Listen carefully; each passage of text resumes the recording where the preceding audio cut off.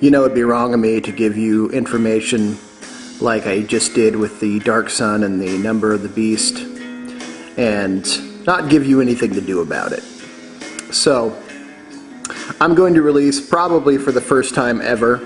Now, what I'm about to release is well within circulation, but what I'm about to do with it is something that really has never been done outside of very high level magical lodges, and most of what's been done with it is to keep it hidden, because while I'm going to give you the opening of the watchtowers within the basis of Hermetic magic, I am going to release it in the way that it is meant to when you're not opening the watchtowers, but what you are doing is connecting yourself to the highest of the high, or the prime creator. For a brief second, let's look at macrocosm and microcosm. Macrocosm is the grand totality of all that is God, all that is goddess, all that is prime creator. In Corinthians it says, he or she who unites with God is one with God in spirit. And that is the most powerful message that I've ever found in the Bible. And it is worthy of stating. This is that statement. This is the statement that you will make every single day. You don't need to do anything other than just simply repeat it. If you have a white candle that you can light that directs you and connects you to the prime creator, I say go for it. I could give you just the words, but that would be empty. I need you to know what the passages mean, so when you say them, you can say them with feeling, and they'll actually resonate. The information I'm about to give, if someone else starts saying, oh yeah, I knew that, bullshit. Because this is things that have purposely not been put into print, and I know this for a fact. And I've seen just about every other magician video on the web, and nobody talks about it. I'm not saying that to be elitist. I'm just saying that there's information that's been kept from you by these secret societies, and this is one of those things that'll really help set you free and reclaim your sovereign self. It's a powerful statement, and I want to give it to you. Hikas, iste, be, lo. That's a vibrational correspondence. All this stuff I'll write on the blog, so don't worry. That's a vibrational correspondence. It's sort of like pulling an astral fire alarm. Everything around you takes notice. No matter how powerful of an entity they are, once they hear that vibrational frequency, they know one who is in microcosm to the macrocosm of Prime Creator is speaking. And when, after all the phantoms are banished, thou shalt see that holy and formless fire, that fire which darts and flashes through the hidden depths of the universe, hear thou the voice of fire. What does that mean? That means that only after all the phantoms have been banished, only after you've said that vibrational correspondence and your intent is to banish all the phantoms from your area, will all that darkness pull back and reveal what is truth. And the truth is that you are connected with the Prime Creator. The only illusion is that you think or that you see that you're not. The great evil is the illusion that there's separation. Okay? Once those phantoms are cleared, once your own personal egregore has been put in its place, you can now live without the separation. You can now live without the continuing whispering that somehow you're not connected to the highest and holy. That somehow you're not an absolute integral reflection of the great multifaceted, limitless faceted, shining gem that is the Prime Creator. Any religion that tells you that you're a sinner or not worthy, remember, is the venom of reptiles. Then it says, after all the phantoms are gone, and you can now see that you are in direct connection with the Prime Creator, who darts and flashes throughout all the universe. You can see glimpses. You can see clues, but it's so big it's hard to see all in one piece. Hear now the voice of fire. Now you are speaking as the prime creator. Every spiritual entity must, without fail, listen to the prime creator. The prime creator created. Creation cries out to creator. Creator listens to creation.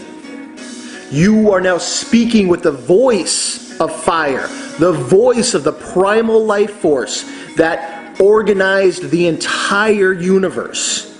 This is how powerful this shit is. This is why I don't listen to the bullshit of Christianity. This practice is the magical equivalent to you creating a multi-universe within the small sphere of your own personal sphere of influence. You are a universal creator, God in microcosm.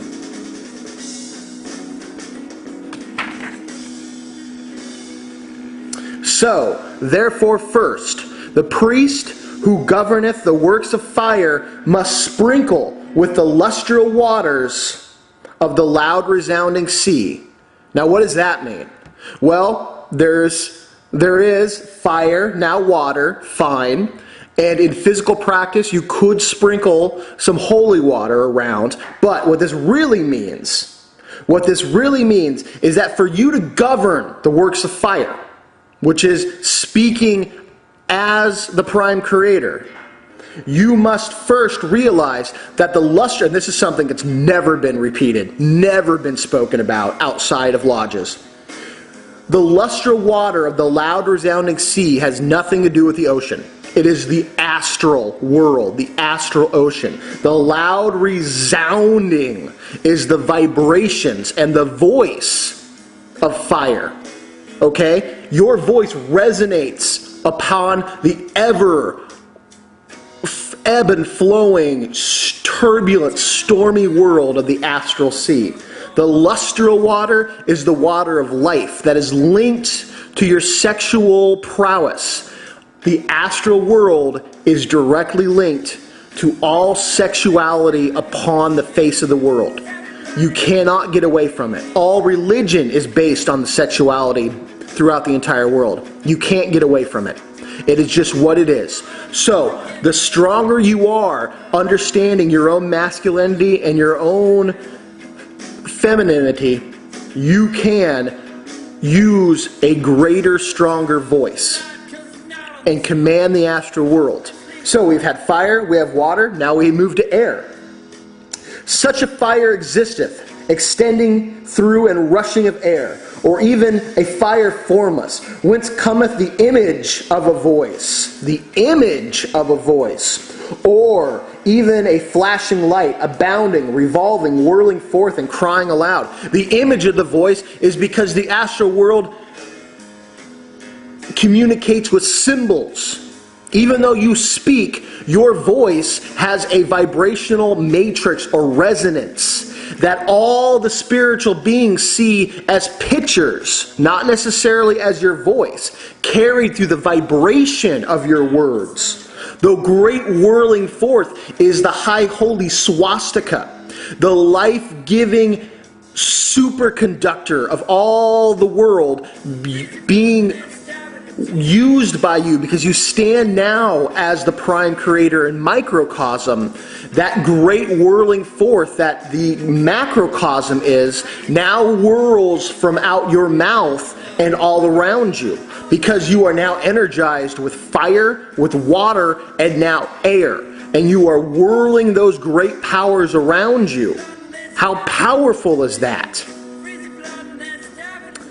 Stoop not down into the darkly splendid world, wherein continually a faithless depth and Hades wrapped in gloom, delighting in unintelligible images, precipitous, winding, an ever-black rolling abyss, ever espousing a body, unluminous, formless, and void. This talks about the physical. This is the Malkuth. This is the world around you. This is the world that you touch. It is unilluminated. Not like the Illuminati, but unilluminated by the great light of Kether above, by the great whirling forth of light and sound that comes down from the highest of the high. The more people who embrace that strength, that light, the brighter and brighter this dark, ever-spousing abyss becomes. That also relates to the great abyss between the high self and the superior self, but that's something different and something that's more like the dark night of the soul that we can get into later. But this talks primarily about the earth and the surrounding astral consciousness around the physical world because of all the other minds put into it. And 99% of those minds currently are focused on things that don't matter. They're focused on bizarre, abhorrent forms of pornography. They're obsessed with celebrity entertainment, which is a form of another bizarre pornography. I'm not against porn. I'm not against sexuality. I think it's some of the best things on earth. But when it becomes your habit, an addiction, your life, you need to pull back. When sports becomes your life, you need to pull back. These things are things you can delight in, but don't let them control you. The world is controlled by substanceless bullshit, all there to distract you, all to keep you in a dark, dull, docile mindset. Okay? This says, stoop not down. This means don't delve into all the unimportant bullshit, because it's just going to lead you to feeling empty and without faith. Faith is important because it tells you that you take a chance, and that strength that you sacrifice comes back to you in spades. It's not like Christianity, okay? Jesus in Christianity was the Son of God. There was no leap of faith. All right, that's like telling you if you walk through this door, there's $1 million on the other end. Do you praise the guy who's like, oh yeah, no problem, I'm going to walk through this door and there's $1 million? No, but it takes courage to walk through a door knowing you're not sure what's behind it. There could be $1 million, or there could be, a giant hungry lion and a bucket of barbecue sauce waiting over your head. Okay, faith is taking that chance. So now we have the understanding that you've been born through fire, born through water, born through air, and now we're talking about earth, the physicality. That's all the great whirlings of the swastika. This is whirling out, and you are bringing in all those great energies, okay? And you are learning a mystery about each and every one of them. So as you stand there and repeat part of these, these four things, you are actually going through the elemental planes of those existences as you speak those words. I'm going to have to do a part 2. I'll be right back.